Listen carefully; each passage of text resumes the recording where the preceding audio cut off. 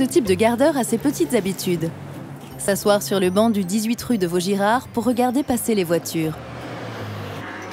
Prendre l'ascenseur avant d'ouvrir la porte métallique qui donne sur la rue et qui lui rappelle son enfance.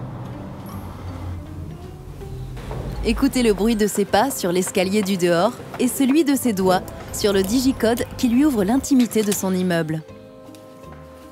Un gardeur qui aime que demeure ce qui fut. Pour cela, il met en boîte les objets, comme pour lutter contre le temps qui passe et qui efface les souvenirs.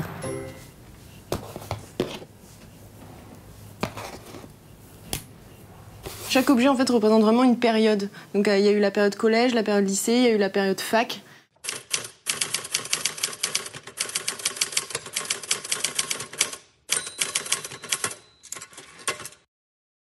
C'est le mien, mon premier téléphone.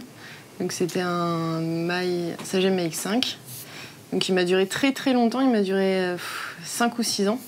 Ça marque une période de ma vie, ça marque tout le collège et le début du lycée, donc je ne le jetterai pas.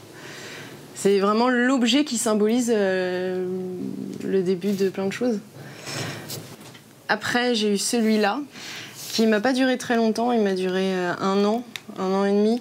Je l'aimais pas trop, honnêtement, mais je le garde aussi parce que ça représente aussi, je me souviens très bien, je l'utilisais à l'époque où je faisais du théâtre et je le garde pour ça. Parce que j'ai vraiment cette image de moi où ma troupe se moque de mon portable et ça me rappelle des souvenirs drôles, on va dire. Le gardeur affectif a un rapport au passé plutôt pratique. Il lui suffit de le ranger bien au chaud dans les étagères, ou même sur la corde à photo. Souvenirs récents ou très anciens. Par exemple, j'avais une 50aine de j'aime lire, mais j'ai gardé ceux que je préférais.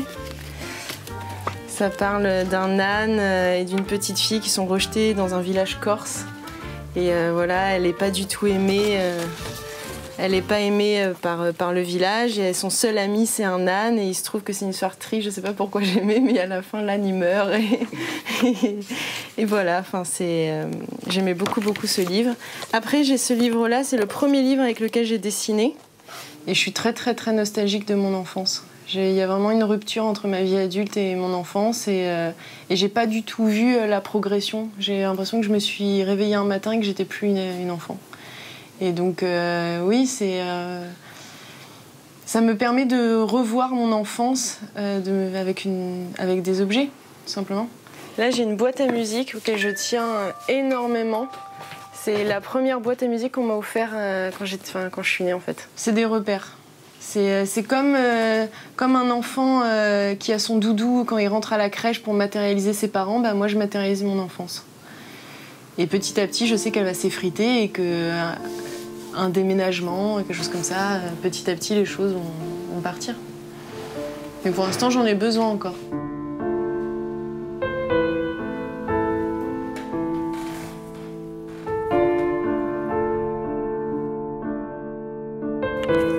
Il n'est pas très vieux. C'est pas l'objet en soi, mais je sais qu'il peut pas s'allumer, mais je me dis un informaticien peut toujours retrouver les fichiers. Donc ouais. Puis j'ai pas envie de laisser toute ma vie dans la poubelle. Enfin, je pense que je vis plus dans le passé que dans le présent ou le futur. Je suis quelqu'un qui vit énormément dans le passé et l'avenir, oui, j'en sais rien et ça m'angoisse. Ouais.